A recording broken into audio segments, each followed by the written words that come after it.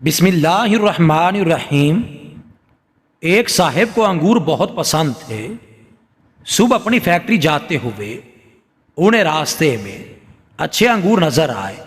انہوں نے گاڑی روکی اور 2 کلو انگور خرید کر نوکر کے ہاتھ گھر بھجوا دیے اور خود اپنے کام پر چلے گئے۔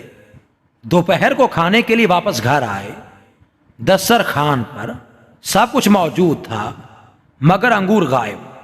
انہوں نے انگوروں کا پوچھا تو گھر والوں نے بتایا کہ وہ تو بچوں نے کھا لیے، کچھ ہم نے چکھ لیے۔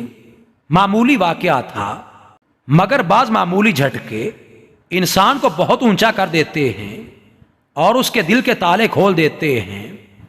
وہ صاحب فوراً دسترخوان سے اٹھے، اپنی تجوری کھول لی، بہت بڑی رقم بیگ میں ڈالی اور گھر سے نکل گئے۔ انہوں نے اپنے کچھ ملازم بھی بلوا لیے۔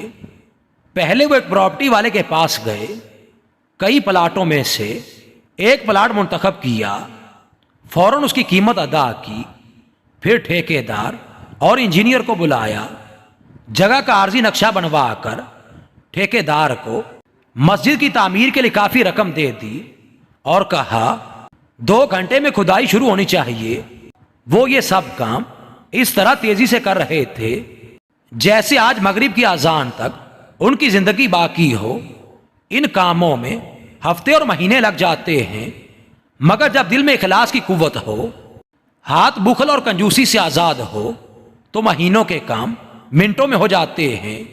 یہی صورتحال تاجر صاحب کے ساتھ بھی ہوئی۔ اخلاص اور شوق کی طاقت نے چند گھنٹوں میں سارے کام کرا دیے۔ بہترین موقع کا پلاٹ بھی مل گیا، اچھا انجینئر اور اچھا ٹھیکیدار بھی ہاتھ آ گیا اور مغرب کی اذان سے پہلے کھدائی اور تعمیر کا کام بھی شروع ہو گیا۔ شام کو وہ صاحب واپس گھر آئے تو گھر والوں نے پوچھا کہ آج آپ کھانا چھوڑ کر کہاں چلے گئے تھے؟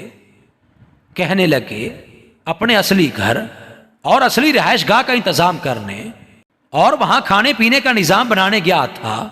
الحمدللہ سارا انتظام ہو گیا، اب سکون سے مر سکتا ہوں۔